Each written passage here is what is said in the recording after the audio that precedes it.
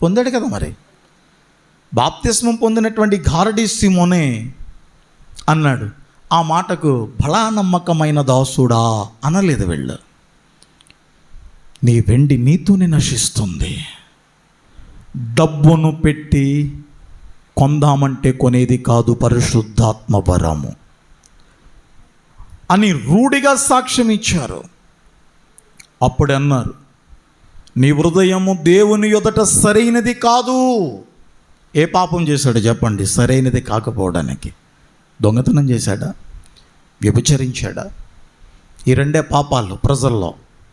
ఇంకా మిగతా ఏది కూడా పాపం కాదు అన్న బోధలు ఎక్కువైపోయినాయి. ఈ రెండే కాదు, ఈ రెండిటికన్నా మించిన దోషాలు పాపాలు ఎన్నో ఉన్నాయి. నీ హృదయము దేవుని ఎదుట సరైనది కాదు అని చెప్పి ఏమన్నారు తెలుసా? ఈ కార్యమందు నీకు పాలు పంపులు లేవు అన్నారు. ఎవరన్నారు ఆ మాట? పేతురు గారు అన్నారు. ఎవరితో అన్నారు? ఈ గారడీలు చేసే సీమోనుతో అన్నాడు, ఈ కార్యమందు నీకు పాలు పంపులు లేవు. ఏ కార్యమందు పాలు పంపులు లేవు? ఏ కార్యమందు పాలు పంపులు లేవు? అసలు ఈ కార్యమందు పాలు పంపులు లేవని ఎందుకన్నాడు? అతని హృదయము దేవుని ఎదుట సరైనది కాదు. నీ హృదయము దేవుని ఎదుట సరైనది కాదని ప్రకటించినటువంటి అపోస్తులుడు ఎవరు? పేతురు అనేటువంటి అపోస్తులుడు. అవునా కాదో చెప్పండి. ఆ తర్వాత ఏం జరిగింది? ఏ కార్యమందు పాలు పంపులు లేవు అన్నాడు. ఆ వచనం చదువుతారా? అంటే ఆ వచనములో ఈ కార్యమందు పాలు పంపులు లేవన్నాడు. ఏ కార్యమందు పాలు పంపులు లేవు? ప్రశ్న. ఏ కార్యమందు? చెప్పండి, బాగా చెప్తున్నారు. పరిశుద్ధాత్మను నీవు పొందడము కానీ, నీవు చేతుల్లోంచి ఇతరులు పొందడము కానీ, ఆ వరము యందు నీకు పాలు పంపులు లేవు లేవు లేవు లేవు లేవు. ఎందుకు లేవు? ఆ వరము నీవు ఎందుకు పొందుకోలేవు తెలుసా? నీ హృదయము దేవుని ఎదుట సరైనది కాదు. మన మనస్సులో, మన ఆలోచనలు, మన మాటలు ప్రజల ముందు పెట్టి ప్రజలను మనం నమ్మించి గొప్ప మెప్పు పొందేస్తాం. కానీ ఎవరి ముందు పొందాలి? దేవుని ముందు పొందాలి. అంటే నీ హృదయం, చాలామంది తెలివిగా తప్పులు చేసేవారిని, తెలివిగా పాపాలు చేసేవారిని, తెలివిగా అక్రమాలు పాల్పడేవారిని ఏం చేస్తారని అంటే, అబ్బా నీ తెలివి ఎంత గొప్పదిరా, అబ్బా నీ శక్తి ఎంత గొప్పదిరా. అలా ఎప్పుడూ చెప్పకూడదు. అలా ఎప్పుడు కూడా ఒకరిని ప్రోత్సహించకూడదు. ఎందుకంటే అతడు ఆ తెలివిని పాపాలకు ఉపయోగించాడు. ఆ తెలివితో పాపం చేశాడు. ఆ తెలివితో అక్రమాలు చేస్తున్నాడు. అక్రమాలు చేసే తెలివి తప్పించుకొచ్చేస్తుంటాడు. అలాంటి వారిని అబ్బా ఏం తెలివిరా అనకూడదు. నీ తెలివి ఎంత గొప్పదైనా నీ హృదయము మనుషుల ఎదుట గొప్పది కానీ దేవుని ఎదుట సరైనది కాదు అని మనము చెప్పగలగాలి. మీరు చెప్పగలగాలి. ద్రవ్యానికి లోబడిపోకూడదు, లొంగిపోకూడదు అన్న పాఠం మనకు ఈ కథనము నుండి మనకు వస్తుంది. డబ్బు కోసం ఏ పనైనా చేయలేదు వారు. మనము కూడా డబ్బు కోసం ఏ పనైనా అంటే అక్రమ కార్యాలు, అన్యాయపు కార్యాలు, లేఖనము ఖండిస్తున్నా సరే బరి తెగించి సంపాదించే అక్రమ సంపాదనలు మనం చేపట్టకూడదని ఎంతమంది ఒప్పుకుంటారో చెప్పండి. ఆశించే కన్నిది, కోరుకునే మనస్సు అపోస్తులకు లేదా? ఉన్నాయి. వాటిని ఏం చేస్తారనంటే త్యజించారు, వాటిని వదులుకున్నారు, త్రోసిపుచ్చేశారు. పైకేమని చెప్పారు తెలుసా? నీ హృదయము దేవుని ఎదుట సరైనది కాదు. ఏ పాపం చేశాడో డబ్బులతో దేవుని వరము కొనుక్కోవడానికి ప్రయత్నం చేస్తే ఆ వ్యక్తిని ఎలాంటి తీర్పు తీర్చారు? నీ హృదయము దేవుని ఎదుట సరైనది కాదు. ఇతడు చేసిన తప్పేంటో చెప్పండి. పరిశుద్ధాత్మ వరాలు దేంతో కొట్టేద్దామని చూస్తున్నాడు? వీడు నమ్మి బాప్తిస్మం పొందాడు కానీ వీడు మారు మనసు పొందలే.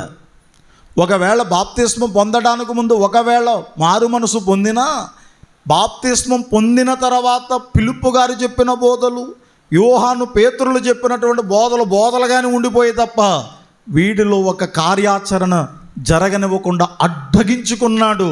దృష్టంతా వాక్యం మీద లేదు, దేని మీద ఉంది? ఆ చేతులు ఉంచితే ఆ పరిశుద్ధాత్మని వరం నాకు వచ్చేయాలా, ఎంత డబ్బైనా ఇచ్చి కొనేసుకుందాం, డబ్బులు ఇచ్చి కొందాం. ఇది ఇతని కాన్సెప్ట్. తప్పు తప్పు తప్పు అని ఖండించే కాన్సెప్ట్ ఎవరిది? అపోస్తలులదే. ప్రియమిత్రులారా, ఒకసారి ఆలోచించండి. ఇంకా ఎలాంటి మాటలు అన్నారో తెలుసా? కాని తప్ప మీ దృష్టికి చెప్పండి, ఎవరినైనా కొట్టి తెచ్చాడా? లేదే. నిజంగా ఇది లాయర్ గారి ముందు పెడితే, పెద్దల ముందు పెడితే ఇది తప్పుగా అనిపిస్తుందా, అనిపించదా? అవును సార్, అతను వరం కావాలనుకున్నాడు, డబ్బులు ఇద్దామనుకున్నాడు, అతడు తప్పు ఎలాగైపోయిందని అంటారు. అందుకని ఈ లోకములో అనేక మంది రైట్ అనేటువంటిది దేవుని ముందు కూడా తప్పు అని మిగిలిపోయే అవకాశం ఉంది. ఒళ్ళు దగ్గరెట్టుకుని బ్రతుకుదాం, ఒళ్ళు దగ్గరెట్టుకుని బ్రతుకుదాం. ఒళ్ళు దగ్గరెట్టుకుని బ్రతకటం మంచిది.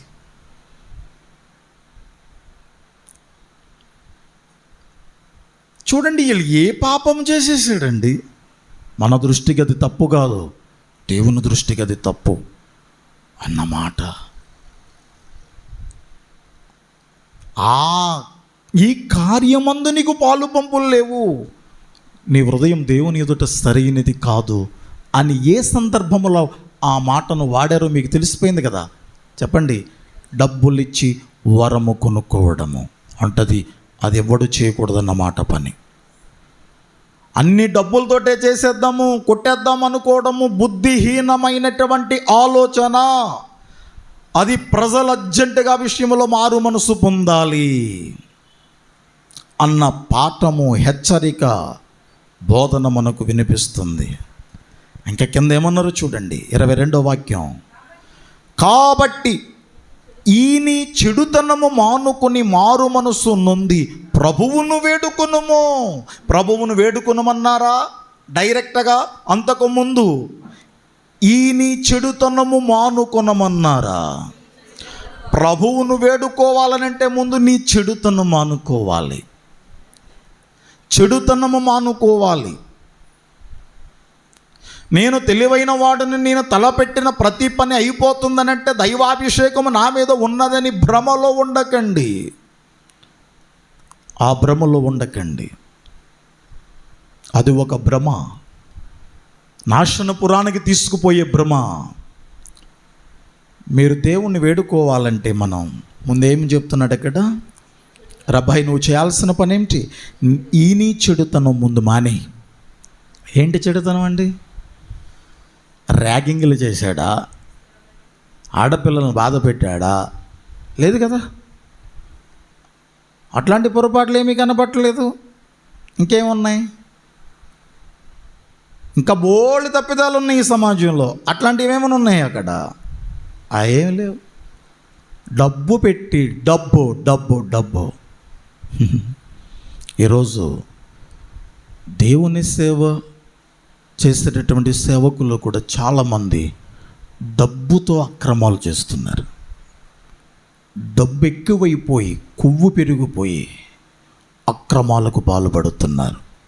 డియర్ పాస్టర్ సర్వెంట్స్, ఇది పరిశుద్ధాత్ముడు సూటిగా నీతో చెప్పుచున్నటువంటి మాట.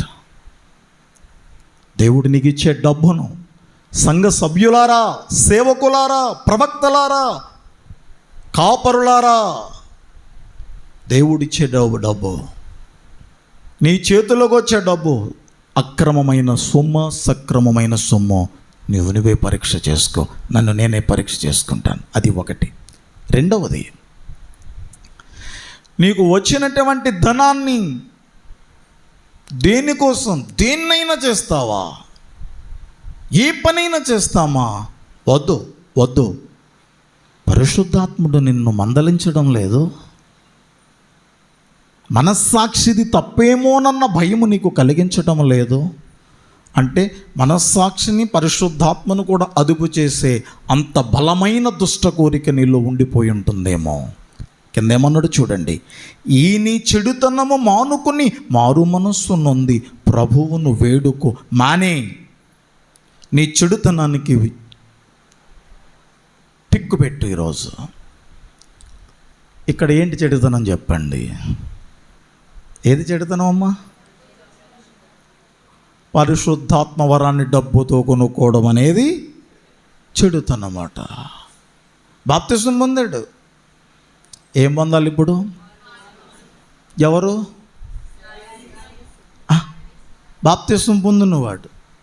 నేను అదే చెబుతున్నాను. అపోస్తుల కార్యములు 17వ అధ్యాయము 30వ వాక్యములో ఇలా చెప్పబడింది, అంతటా అందరూ మారు మనసు. చదవండి మాట. ఆ అజ్ఞాన కాలములను దేవుడు చూచి చూడనట్టుగా వదిలిపెట్టేశాడు.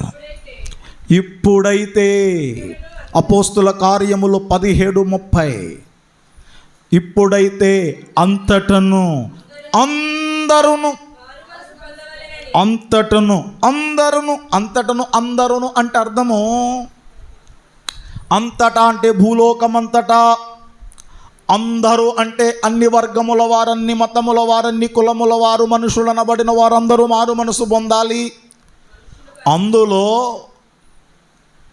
మారు మనసు పొంది బాప్తిస్మము పొందినటువంటి క్రైస్తవ జనాంగము కూడా మరల మారు మనసు ఎప్పుడు ఎల్లప్పుడూ పొందుతూనే ఉండాలి. బాప్తిస్మం పొందినటువంటి గారడీ సీమోనుకు మరలా ఏది అవసరం వచ్చింది? కొరింథీయులకు రాస్తున్నటువంటి మొదటి పత్రిక చాలా తీవ్రంగా బాప్తిస్మం పొందిన వారిని కొట్టవచ్చేటట్లు వ్రాసాడు పత్రిక పౌలు గారు. మొదటి పత్రిక చాలా స్ట్రాంగ్గా, షార్పుగా, కత్తితో ఒక్క యాటగా నరికే, అంటే పాపాన్ని, మనుషులను కాదు, చెడుతనాన్ని ఖండిస్తూ గద్దిస్తూ మొదటి పత్రిక రాశాడు. రెండవ పత్రిక విధానం మారింది.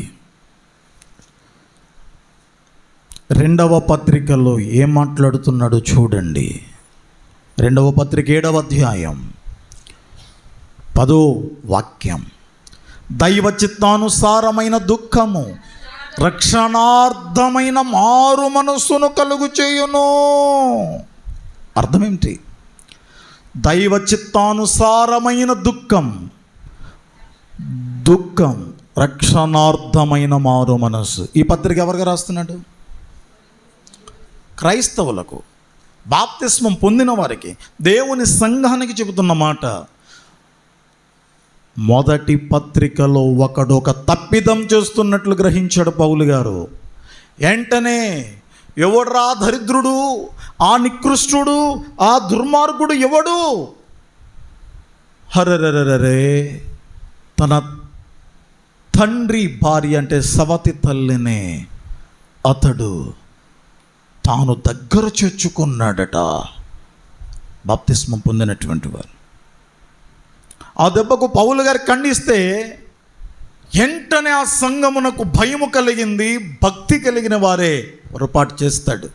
పొరపాటు చేస్తున్న వాడికి ఎప్పుడైతే పౌలు గారు ద్వారా పరిశుద్ధాత్ముడు ఈ విధంగా వాక్యము చెప్పించాడో వెంటనే వారు మారు మనసు పొంది, వారి తప్పిదమును వారు గ్రహించి మారు మనసు పొంది ఆ తప్పిదాన్ని వదిలిపెట్టేశారు. అందుకనే రెండవ పత్రికలో ఏమన్నాడనంటే, దైవ చిత్తానుసారమైన దుఃఖం రక్షణార్థమైన మారు మనసు పొందుతుంది, లేకపోతే కలుగు చేస్తుంది. 9వ వాక్యం చూడండి, మీరు దుఃఖపడితేరని సంతోషించడలేదు, కానీ మీరు దుఃఖపడి మారు మనసు పొందితేరని ఇప్పుడు సంతోషిస్తున్నాను. చూసారా, పౌలు గారు బోధకు వెంటనే వాళ్ళు ఏం చేశారు? స్పందించారు. ఈరోజు మీరు కూడా స్పందించండి. ఇది నాకు కాదు, ఎవరికో అనుకోకండి, ఈ సందేశము నాకే అని ఎంతమంది అనుకుంటున్నారో మీ చేతిలో ఒకసారి రైట్ చేయండి, హ్యాండ్స్ రైట్ చేయండి. ఇది నా కొరకు అనుకోవాలి.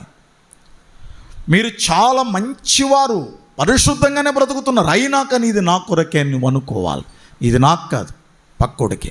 ఇది నాకు కాదు, పక్కావుడికి. ఇది నాకు కాదు, అమ్మమ్మ పలానా ఊర్లో ఉండిపోయింది ఈ మనిషి, ఈ వాక్యం ఆవిడకైతే బాగుండ్రా అని అనుకోవద్దు. అక్కడికి అవసరమైతే దేవుడు అక్కడికి నీ ద్వారానే పంపిస్తాడు ఈ సందేశాన్ని. మారు మనసు ఎవరు పొందాలి చెప్పండి? ఎవరు? అందరంటే ఎవరు? క్రైస్తవులు పొందాలా? బాప్తిస్మం పొందిన వాళ్ళు మారు మనసు పొందాలా? ఎలా చెప్పేశారు మీరు? అది మీకు తోచింది చెప్పారా? లేఖనం తీర్మానం చేసింది మీరు చెప్పారా? మొదటి పత్రిక ఎవరికి రాశాడు? ఎవరికి రాశాడు చెప్పండి? ఎవరికండి? బాప్తిస్మం పొందినటువంటి దేవుని సంఘానికి రాశాడు. ఆ బోధ విని గడగడగడలాడుచు వారందరూ ఏడ్చారు. ఏడ్చి ఆ గద్దింపును ఏడ్చి అట్టి వాడిని మీలో నుండి వెలివేయండి అన్నాడు. ఎవర్రా నువ్వు నన్ను వెలివేయడానికేనా? ఏమైనా గర్వించారా వాళ్ళు? బాబోయ్, భయమండి. వాక్య భయము లేనివాడు పరలోకం చేరడం కష్టం. దేవుని యొక్క వాక్యానికి భయపడేవాడు కావాలి, పోషించేవాడు కావాలి, ఆచరించేవారుగా కావాలి. నేటి క్రైస్తవ సమాజం మారు మనసు పొందాలి ఈ విషయంలో. అందుకే నేను చెప్తా ఉంటాను, మారు మనసు అనేది ఎన్ని రకాలు? 2 రకాలు. ఒకటి బాప్తిస్మమునకు ముందు పొందే మారు మనసు, దానిని పేతురు గారు జీవార్థమైన మారు మనసు అన్నాడు. బాప్తిస్మం పొందిన తర్వాత ప్రతి మనుష్యుడు ఎప్పటికప్పుడు మారు మనసు పొందుతూనే ఉండాలి, జీవితాంతము మారు మనసు పొందుతూనే ఉండాలి. ఇప్పుడు ఈ వాక్యము విన్న తర్వాత కూడా మారు మనసు పొందాలి. ఎప్పటికప్పటికే రూపాన్ని మార్చుకుంటూ ఉండాలి, స్వభావాన్ని మార్చుకుంటూ ఉండాలనంటే మనకు మార్పు కలిగించేది వాక్యమే. ఆ వాక్యం ఎక్కడుంది? సత్తా ఉన్న వాక్యం ఎక్కడుంది? శక్తి కలిగిన వాక్యం ఎక్కడున్నది? సత్యము ఉన్న వాక్యం ఎక్కడుందని ఎదుక్కోవాలి. ఇంటి పక్కన చర్చ ఎక్కడుంది కాదు మనం ఎదుక్కోవలసింది. సత్యము ఎక్కడుందో నీకు దూరంగా ఉందా పరిగెలెత్తాలి. సత్యం అనేది లోతుగాను దూరముగాను బహులోతుగాను దూరంగా ఉంటుంది. అది దాన్ని కనుగొనగలిగిన వాడు ఎవరు? అతడి అదృష్టవంతుడు, అతడి ధన్యజీవి అయిపోతాడు. ఆలోచించండి, స్వీకరించండి, పశ్చాత్తాపము చెందండి. మన కంటికి చిన్న తప్పుగా కనిపిస్తున్న దానికి దేవుని దృష్టికి పెద్ద తప్పు కనిపించింది. ఇది ఖండించేశాడు. తర్వాత ఏం చెప్పారో చూడండి అపోస్తులుడైనటువంటి పేతురు గారు. చిట్ట చివరగా ఏమన్నాడు చూడండి. 23లో అంటాడు. 22 పూర్తిగా చదువుదాం.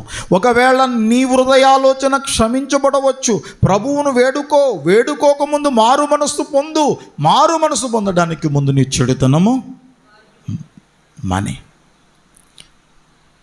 ఇప్పుడు మనం ఏం చేయాలనంటే, లేఖనాలు ఖండించేది ప్రతిదీ కూడా చెడుతనమనే ఒప్పుకునేవారు ఎంతమంది?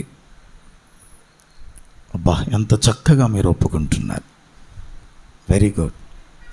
లేఖనాలు ఖండిస్తే అది ఖచ్చితంగా చెడుతనమే. అది మనుషుల దృష్టికి మంచిదైనా కానీ దేవుని దృష్టికి అది చెడు కనుక, నేను పరిశుద్ధుడను కనుక మీరును పరిశుద్ధులై ఉండుడని చెప్పినటువంటి ఆ దేవుని గౌరవిందాం, వాక్యాన్ని గౌరవిందాం. ఇప్పుడు ఏం చేయాలో తెలుసా? చెడుతనం మానేయాలి, మారు మనసు పొందాలి, ఆ తర్వాత ప్రభువును వేడుకోవాలి. ఒకవేళ నీ హృదయ ఆలోచన క్షమించబడవచ్చు. ఓ గరడి సీమోను, నువ్వు బాప్తిస్మం పొందనని గర్విస్తున్నావు. చాలామంది నేను మంచి బోధకుడను, నా దగ్గర చాలామంది జనం ఉంటారు, ఏల వేస్తే జనం వస్తారు, ఫోన్ కొడితే జనం వస్తారు. అయ్యో, గర్వించకు సోదరుడా, సేవకుడా, గర్వించకు. నువ్వు బహుబలమైన దుర్నీతిలో ఉన్నావని దానికి అర్థం. జనాన్ని కాదు నువ్వు సంపాదించాల్సింది. ఓ క్రైస్తవ ప్రజలారా, జనాలు ఉన్నటువంటి సంఘానికి కాదు నువ్వు సభ్యుడు కావలసింది. అపోస్తుల యొక్క బోధను నీకు మరలా రిపీట్ చేసి నిన్ను సరిగ్గా పోషింప చేయాలనుకున్న కాపర్ ఎక్కడున్నాడో, ఆ సంఘం ఎక్కడుందో, అది చిన్నదవ్వచ్చు, రంగులు లేకపోవచ్చు, అది చర్చిగా నీకు కనిపించకపోవచ్చు, ఆడంబరాలు లేకపోవచ్చు, హడవడి లేకపోవచ్చు, బట్ గాడ్ ఈజ్ దేర్. దేవుడు అక్కడే ఉన్నాడు. ఆడంబరాలు కాదు మనం చూడాల్సింది. సేవకులారా, నీకున్నటువంటి ధనాన్ని కాదు చూడాల్సింది. ధనము చూసి గర్వించొద్దు, ప్రజలను చూసి, జనాలను చూసి నువ్వు గర్వించొద్దు. నువ్వు దుర్నీతిలో ఉన్నట్టే. అందుకన్నాడు 23వ వాక్యంలో, నీవు ఘోర దుష్టత్వములోను దుర్నీతి బంధకములోను ఉన్నట్లు నాకు కనబడుచున్నది. అది నీకు కనబట్టలే, నీకు కనబట్టలేదు. నేను మోతుబోర్ని అనుకుంటున్నా. నేనే తప్పు చేస్తూ ఉంటే దేవుడు నాకు ఏ రోగం ఎందుకు పంపించట్లేదని అడుగుతున్నావా? తప్పు తప్పు తప్పు. ఘోరమైన దుష్టత్వములోను దుర్నీతి బంధకములో ఉన్నటువంటి గారడి సీమోనికి రొంప కూడా చేయలేదు. అక్కడ ఏదో రోగం అనుకుంటున్నారు. రొంప చేసిందా ఆవిడికి? ఏదైనా రోగం వచ్చిందా? ఈ దుర్నీతి, ఘోరమైనటువంటి దుర్నీతి బంధకములో ఉన్నాడు, అక్రమములో ఉన్నాడు, ప్రజామెప్పు పొందుకుంటూనే ఉన్నాడు, ప్రజల దృష్టిలో భక్తుడు అనిపించబడుతున్నాడు. కానీ దేవుడేమని తీర్పు తీర్చాడో తెలుసా? నీవు ఘోర దుష్టత్వములోను దుర్నీతి బంధకములు ఉన్నట్టుగా నాకు కనబడుతుంది, నీకు కనిపించట్లేదు. నువ్వు మరో కన్ను తెరిస్తే నీకు కనిపిస్తుంది. నువ్వు మారు మనసు పొందాలి, ఈ బోధను స్వీకరించాలి. అప్పుడు ప్రభు నిన్ను కనికరిస్తాడు. ప్రభును వేడుకోమన్నారు. అప్పుడు ఆ దెబ్బకు అతను అన్నాడు, అదేదో మీరు కూడా వేడుకోండి, వేడుకోండి. దేవునికి కావాల్సింది మారు మనసు. క్రైస్తవులారా, నేను ఎప్పుడో 10 ఏళ్ల క్రిందట మారు మనసు పొందాను, 20 ఏళ్ల క్రిందట మారు మనసు పొందాను అన్న నమ్మకాన్ని వదిలేయండి. ఆ బోధన కూడా బోధించేవారు వదిలేయండి. ప్రస్తుతం నువ్వు మారు మనసు పొందే ప్రార్థన చేయండి. సంఘానికి ఎప్పుడు మారు మనసు కలిగించే బోధలు కాపర్లు కూడా చేయండి. ఇది డేవిడ్ రాజు కథ నీతో చెప్పేది. డేవిడ్ రాజు అనేటువంటి వ్యక్తి ద్వారా పరిశుద్ధాత్ముడే చెప్పుచున్నటువంటి మాట. నిన్ను ప్రేమించి నువ్వు మారు మనసు పొందితే ఈ భౌతికంగా కాదు, ఆధ్యాత్మిక స్థాయి పెంచుకుంటావు. ఏంటి నీ తీర్మానం? ఆలోచించండి. మారు మనసు పొందాలా? 21వ వాక్యం, నీ హృదయం దేవుని ఎదుట సరైనది కాదు గనుక ఈ కార్యమందు పాలు పంపులు లేవు. చాలామంది బాప్తిస్మం పొందుతారు, ఆరాధనలకు వెళ్తారు, క్రిస్మస్లకు వెళ్తారు, ఉపవాస ప్రార్థనలకు పోతారు, ఈస్టర్లకు వెళ్తారు, గుడ్ ఫ్రైడేలకు వెళ్తారు, ఓహో ధర్నాలు చేస్తారు, మంచి తెల్లని వస్త్రాలు వేసుకుంటారు. నేను కామెంట్ చేయడం లేదు. ప్రజలందరి దృష్టికి వీళ్ళు భక్తులని అనిపిస్తుంది. ప్రజలు కూడా నిన్ను ప్రశంసిస్తారు. ఏం ప్రార్థన పరుడవో, ఏ మంచి బోధకుడవో, అబ్బా మిమ్మల్ని చూస్తుంటుంటే దైవ కాంతి మీలో ఉన్నట్టు అనిపిస్తుంది అని ప్రజలు మమ్మల్ని కూడా అంటారు. గర్వపడకూడదు. గర్వపడకుండా ఇక్కడ చేయాల్సిన పని ఏమిటనంటే, అసలు నా హృదయము దేవునికి సరైనదిగా కనిపిస్తుందా? నా త్రోవ, నా బోధ, నా మాట, నా తీరు, మన యొక్క పద్ధతి, మన ఆలోచనలు, మన భక్తి దేవుడు మెచ్చుకుంటున్నాడా లేదా ఆలోచించుకుంటే మనము గారడి సీమోనులాగా దేవుని చేత గద్దించబడ్డాం, తప్పించబడతాం. ఏం చేస్తారో చెప్పండి? ఈ వాక్యము నాకు మేలు కలిగిస్తుందన్న వాళ్ళ చేతులందరూ ఎత్తండి. చూసారా, నేను యేసు ప్రభువుని నమ్ముకున్నాను, బాప్తిస్మం పొందాను, అన్న భ్రమలోనే ఉన్నాడు తప్ప ఘోర దుష్టత్వములోను దుర్నీతి బంధకములో నేను ఉన్నాను, నా హృదయము దేవుని ఎదుట సరైనది కాదు అని తన్ను తాను తీర్మానించుకోలేకపోయాడు, డిస్కవరీ చేయలేకపోయాడు. దేవుడు ప్రేమించి మరల పేతురు ద్వారా బోధించాడు. దేవుడు ఈరోజు నన్ను ప్రేమించిన ద్వారా దేవుడు ఈ విషయాన్ని చెబుతున్నాడు, వినండి. ఏ ఏ విషయాల్లో నువ్వు మారు మనసు పొందాలో ఈ వాక్యాన్ని బట్టి నీకే అర్థమైపోతుంది. ప్రభుని ఏ విషయంలో వేడుకోవాలో మీకు అర్థమవుతుంది. ఎంతమందికి అర్థమైందో చెప్పండి, ఎంతమందికి అర్థమవుతుంది? రండి. దైవ చిత్తానుసారమైన దుఃఖం రక్షణార్థమైన మారు మనసు కలిగిస్తుంది. రక్షణార్థమైన మారు మనసు కొరకు పశ్చాత్తాపం చెందుదాం.